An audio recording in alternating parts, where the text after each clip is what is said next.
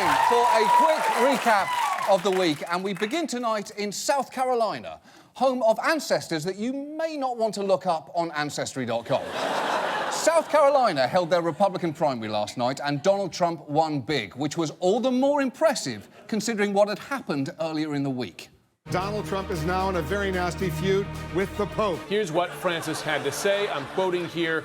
A person who thinks only about building walls wherever they may be and not of building bridges is not Christian. Yes, this week saw a battle between an infallible force and an illogical object. And it was amazing. The most inclusive Pope in recent history questioned Trump's faith, which I guess means the Pope feels Donald Trump is not my Christian. Hashtag not my Christian. And yet Trump still won. He still won. Although, perhaps the even bigger news last night was what South Carolina did to Jeb Bush.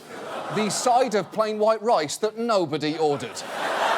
Jeb Bush dropped out last night after finishing fourth, despite really pulling out all the stops in South Carolina this week. Barbara Bush appearing with son Jeb Bush on the campaign trail.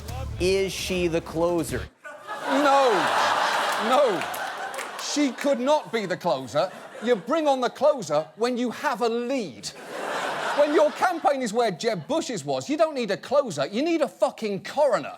And, look, I can't believe I'm saying this, but I kind of feel bad for Jeb Bush. Because not only did he bring his mom along to help him campaign, just wait until you hear what she said about him. What's left for me to say is that Jeb has been a great son, great father, great husband, married well,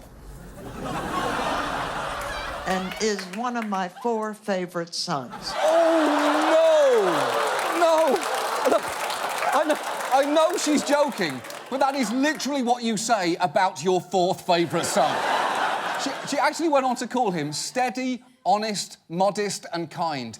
And his campaign was over right then and there. Because you know you've lost when your own mother is selling you to America like an unappealing blind date. He's steady, he's modest, he has a pet mouse. Honestly, he hasn't been with a woman in a long time and he really needs this. Please. So let's move on to the other big news here this week. The Supreme Court, the only thing that rules more than a crab with a knife in its claw. You rule, Stabby Crabby. You rule. Now, as we discussed last week, the Republicans are saying they won't confirm a replacement for Antonin Scalia and spent this week refining their explanation for why, starting within hours of Scalia's death. Well, we have 80 years of precedent of not confirming Supreme Court justices in an election year. OK, 80 years of not confirming Supreme Court justices in election years. The problem there, aside from the fact that America is more than 80 years old, is he is forgetting Justice Kennedy, who was confirmed in 1988. Although, in his defence, it is easy to forget that. We confirmed a lot of things that year, including the fact that Rick Astley will neither give you up nor let you down, and that it's possible to produce a crowd-pleasing blockbuster in which a grown woman fucks a 13-year-old boy. Oh, I'm sorry. He didn't look 13. Listen to yourselves! Luckily, by Monday, others were aware of this little factual problem and they've made some corrections. Well, it's been more than 80 years, I think about that long, since somebody was nominated in the president's last year. OK, so more than 80 years since someone was nominated in a president's last year. That does get rid of Kennedy, who was nominated in the previous year. Unfortunately, it then lets in Fortas and Thornberry, both nominated to Supreme Court positions in 1968, which mathematically, unhelpfully, is less than 80 years ago. And when you're off by 32 years, you're off by an entire Adam Driver. Still, neither of them wound up being confirmed in an election year, which Ted Cruz undoubtedly had in his head when he took another swing at that same argument. For the last 80 years, the Senate has not confirmed any nominee nominated during an election year. Wow, that's intricate. For 80 years, the Senate has not confirmed any nominee nominated in an election year, and that is so close to being true. Unfortunately, it ignores Justice Brennan, nominated in 1956, and Justice Murphy, nominated and confirmed in 1940. So even by your own arbitrary 80-year time frame, there are between 1 and 5 exceptions to your own precedent. You're basically a baker going, oh, don't worry, there are no nuts in that. Except for walnuts, cashews, almonds, peanuts, and the stray pistachio. Shit, I'll get my EpiPen. Now, to be fair to Republican lawmakers, they were under increasing pressure not to capitulate this week when a group called the Judicial Crisis Network started releasing ads targeting them. It's we the people. Sometimes the politicians forget that. The Supreme Court has a vacancy, and your vote in November is your only voice. This isn't about Republicans or Democrats. It's about your voice. You choose the next president. The next president chooses the next justice. No! The current president chooses the next justice. We still have a current president that we chose. And I hate to sound like your dad here. I hate to sound like your dad. But you can't open a new precedent when we've got a perfectly good president already open. Finish the old president first. We actually thought something looked a little odd about that ad, so we checked, and it turns out that the people in it are not actual people, they are stock footage people. Here is the construction worker, whose clip is available for $199. Here is adorable African-American family portrait. And here's Asian family in front of home, comma, portrait. And if you are going to use stock clips, there are so many more interesting ones out there. How about this footage of a man creepily listening to a dangerous seashell? Or this frankly bizarre clip of business people congratulating each other while an emotionless serial killer stares you down in the foreground? Or this one, whose actual title is Skeleton Disagrees with His Wife About the Issue. That's real. All of those clips are available, and that is the problem. If you use stock footage for a We the People ad, anyone can use those exact same people to make the exact opposite point. Please enjoy. We are the American people, and we deserve to have our voices heard. Whether we are construction workers, a generic Asian family, a team of doctors laughing over your cancer diagnosis, an unattended baby surrounded by pigeons, or a baboon on a cell phone. And the good news for us is we had our voices heard 3 years ago. So now it's time to let the guy we chose choose someone. Because that's how America works. So please respect the will of the people, whether we're a businessman on a swing, a witch who appreciates the magic of autumn, or again, a baboon on a cell phone who is now relaying a message. The point is, we the people want you the politicians to do your fucking job. Now that is a political ad. And now, this. And now, Last Week Tonight asks, how is this still a thing? This week, Hollywood whitewashing. How is this still a thing?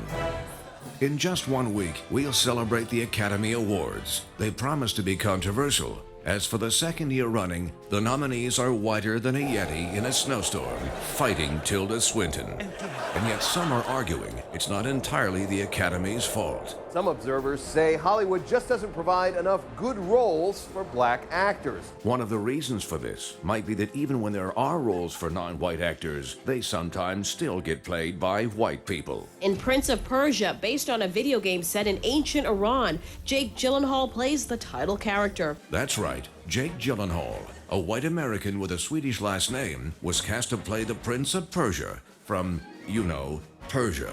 And he's far from alone. Just last year, Emma Stone played the half-Asian Allison Eng in Aloha. Apparently, Aloha means hello, goodbye, and you've got to be fucking kidding me. And when Hollywood needed actors to play Egyptians in Exodus, Gods and Kings, it knew just what to do. Moses, Ramesses, you grew up together, close as brothers. That was a guy from Australia and a guy from Britain, pretending to be two guys from Egypt, a country in Africa. And if you like that, don't miss Gods of Egypt opening Friday, starring a Scottish guy. I shall be your one true God. Wow, that's the whitest Egyptian since these four. All of this is nothing new. White actors have taken roles designed for every ethnicity throughout Hollywood history. From John Wayne as Genghis Khan in The Conqueror. Your treacherous head is not safe on your shoulders. to the non-Puerto Rican Natalie Wood as Maria in West Side Story, Buenas noches. to the multiple instances of white actors playing Asian characters from Marlon Brando, Sakini by name, interpreter by profession. to, of course, this. You cannot go on or keep ringing my bell. It's a performance the New York Times in 1961 actually praised as broadly exotic. Seriously. Yes, there's no shortage of roles for white actors playing non-white characters. The historical figure you're playing wasn't white? Not a problem. The contemporary figure you're playing wasn't white? Not a problem. The cartoon the movie was based on was entirely about non-white people? Not a problem. Your characters are named Esteban and Clara Trueba in the Isabel Allende novel the movie is based on? Right this way, Jeremy Irons and Meryl Streep. And even when a non-white person does score a major role, when they make the porn parody, guess what happens? Don't worry, I got this one. No, Glenn. Put your dick away. And when filmmakers get called out on whitewashing, the justification is less to do with black and white and more to do with green. Director Ridley Scott told Variety magazine he can't mount a $140 million film and say that my lead actor is Mohammed so-and-so from such and such. Yeah, you needed the white hot star power of whoever the fuck this guy is. And maybe all of this would be less egregious if any time an actor of color took on a traditionally white role, half the country didn't go apeshit. The appearance of a black stormtrooper in the first trailer for Star Wars The Force Awakens is causing a lot of chatter on social media, even some racist comments. Several people were apparently upset that the actress playing the character is African American. He'd be the first black Bond. The author of those Bond novels saying Elba is too, quote, street. Yes, if you're black, even if you're an actor who sometimes dresses like French Waldo, people will still say you're too street. And this isn't even getting into how movies about minorities will still put white people in the foreground. How are we supposed to believe Tom Cruise is the last samurai? This guy is the last samurai? This guy? This guy is the last samurai? This guy is the last samurai. Fuck you. So when you hear people say the Oscars are so white because the roles aren't there, just remember, the Academy gave Oscars for characters named Olan, Billy Kwan, and Luis Molina to actors named Louise, Linda, and William, all of which is enough to make you ask, Hollywood whitewashing, how is this still a thing? Moving on. Our main story tonight concerns breast implants. Some are against them, others believe they're fine in rare cases, and many believe you should be able to get them whenever the fuck you want. Sorry, did I say breast implants? I meant abortions. Tonight's main topic concerns abortions. And look, before you change the channel, I know this is a polarising topic. Although, interestingly, when the website Vox asked people in the street for their opinions, the issue wasn't quite as binary as it's usually presented. If I had to pick, I would say that I'm pro-choice, but personally I'm more on a somewhere in the middle. I wouldn't, but I can't choose for other people. I'm pro-life. I think when a baby gets a heartbeat, that should be the cutoff point. That's just my stance. I'm not the kind of guy like I want everyone to follow my stance. OK, well, not needing anyone to follow your stance is a healthy attitude to abortion, and it's also a terrible attitude with which to lead the Rockettes. You do you, Bethany. You do you, girl. You do you.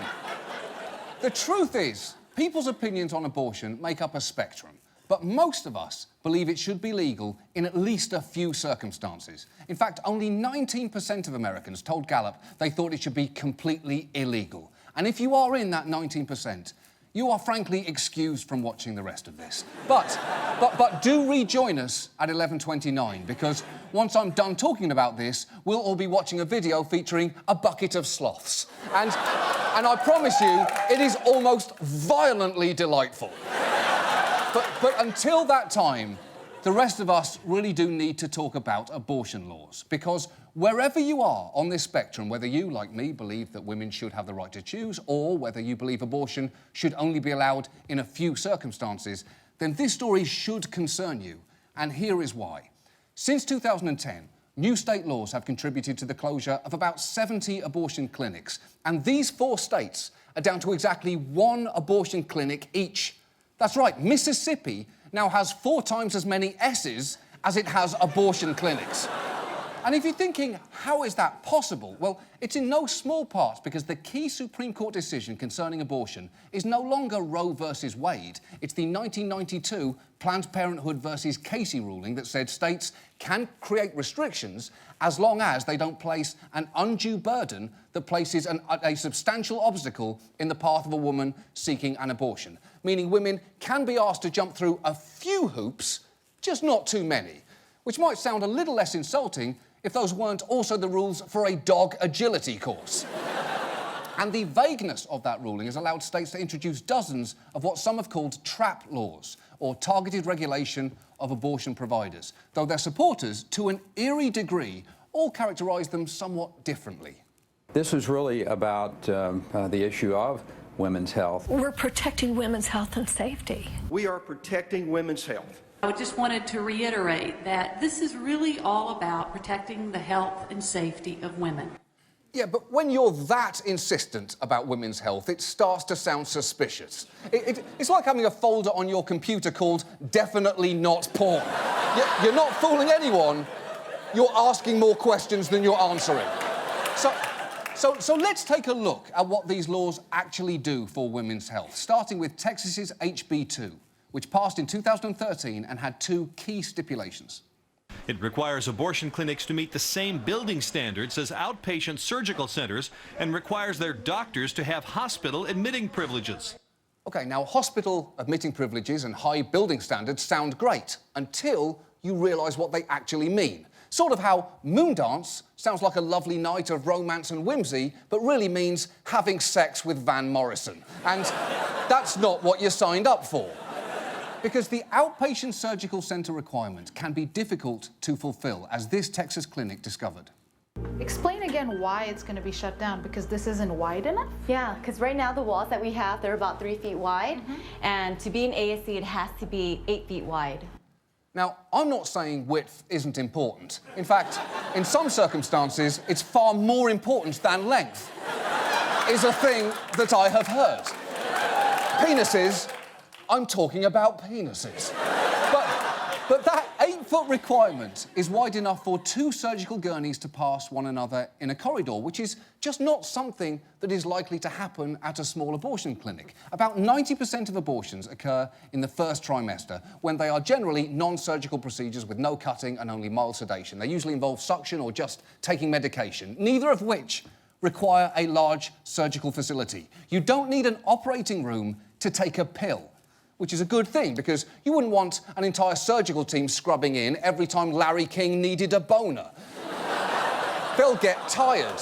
And as for Texas's law that doctors have admitting privileges at a local hospital, a requirement 10 other states have also passed, that can shut a clinic down, because many hospitals, for financial or political reasons, won't grant them to a doctor who performs abortions. And again, defenders of these laws will say they have a simple purpose.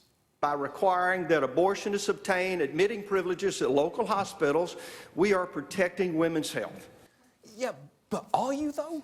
Because it's worth noting both the AMA and the American College of Obstetricians and Gynecologists have argued there is simply no medical basis for requiring local admitting privileges, which does make sense, because hospitals will see anyone.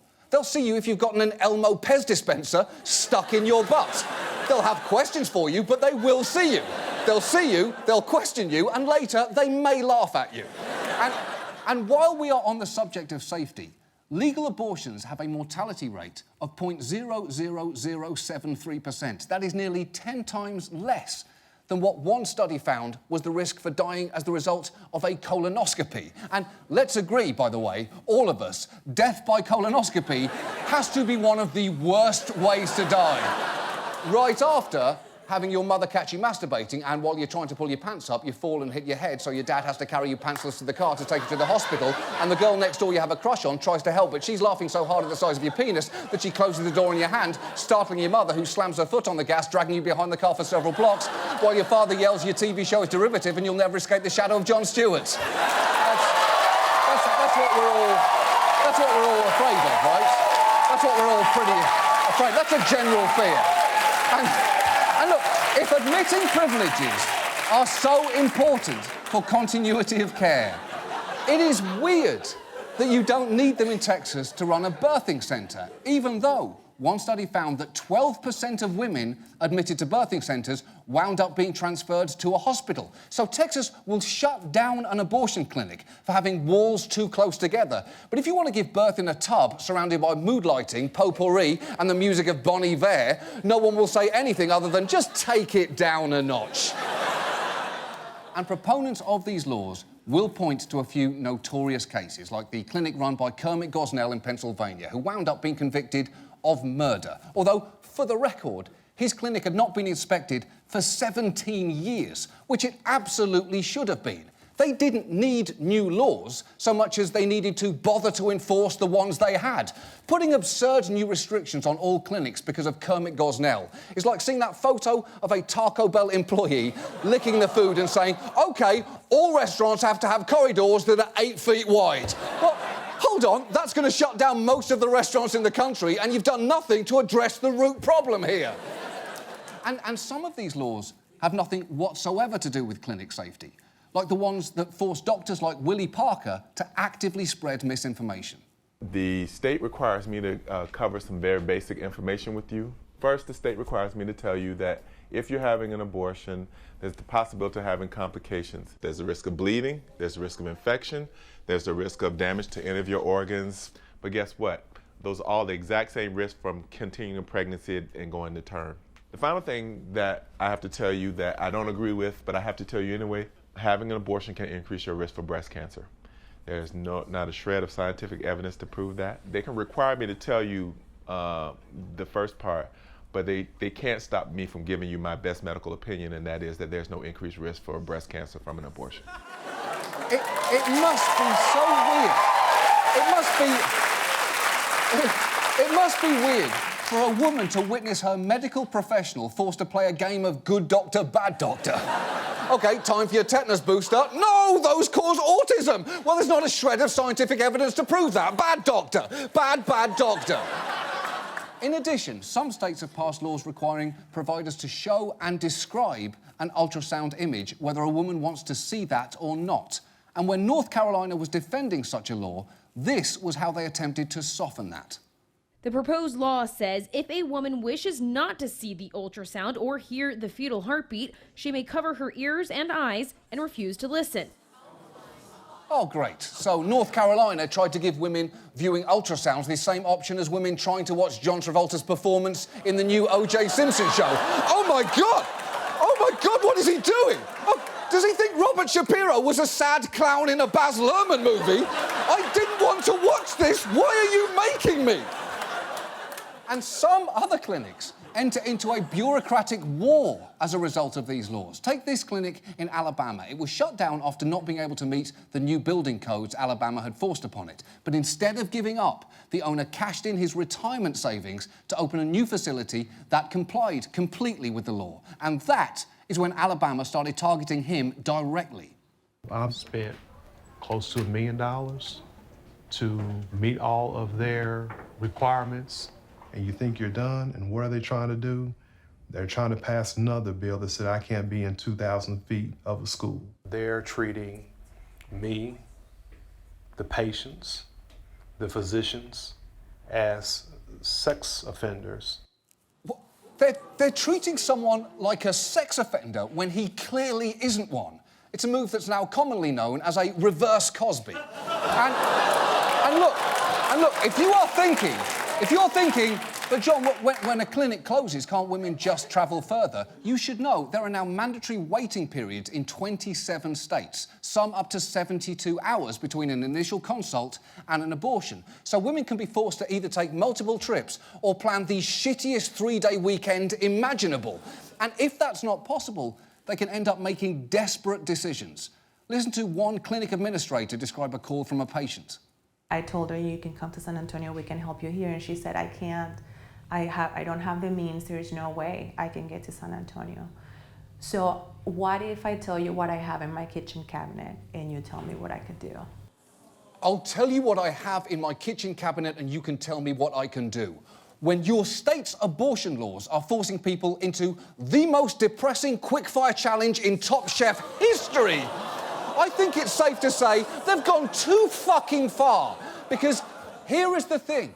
Abortion cannot just be theoretically legal, it has to be literally accessible. And remember, every single one of us watching this right now, every single one of us watching right now agrees that it should be legal at the very least in a few extreme circumstances. Say, hypothetically, a young girl has been the victim of sexual assault. Well, thanks to these laws, this hypothetical girl might have to travel a long distance because there were no clinics close to her. And again, thanks to these laws, the girl might be approaching the point where her state won't let her get the procedure at all. Well, sadly, none of that is hypothetical, and I'll let a Texas clinic director tell you the rest. In order to see her, I need to put her to sleep. And in order to do that, I need a nurse anesthetist. And because of this crazy law, it is impossible to find people to work for us. She's 13 years old, and she is a victim of rape, and she drove 4 hours from McAllen to San Antonio, and we had to turn her away. And there was nothing I could do to save her. And so now, if she has a procedure, and that if is huge, she'll have to go all the way to New Mexico and pay $5,000 and get there and spend 3 days. It'll never happen. We know it won't. And at that point, we have sentenced a child to motherhood. Now, that specific provider, Whole Woman's Health, is actually at the centre of a Supreme Court case that will be heard next month. If it's a 4-4 tie, the Texas laws stand. So the best hope is that Justice Kennedy, seen here in dog form, straightening his tie, will see Texas's regulation as an undue burden. This whole situation is basically in his paws now. Meanwhile, Florida is drafting similar trap laws, and the law in Alabama that would close that one clinic near a school will be introduced to committee later this week. And if all this has made you sad or angry, then you should really keep an eye on these laws. And if you don't have a problem with the current situation, then, well, it is 11:29. Welcome back. Thanks for rejoining us, 19%. Quick question. What the fuck is wrong with you? But no. You know what? Putting that aside, I did promise. I made a promise. I promised everyone sloths in a bucket. And that is what you are going to see. Although, if you are in that 19%, I'm going to have to insist that you cover your ears and eyes and refuse to listen. For everyone else, it is sloth o'clock.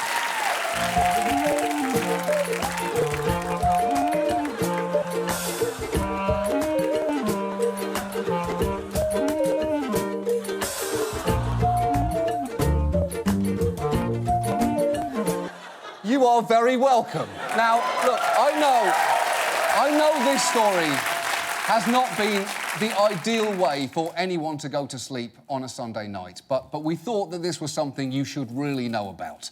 And the only way that I can make it right is to give you the absolutely ideal way to go to sleep, an actual sloth in a nightcap. Here she is. Thank you so much for watching the show. Good night.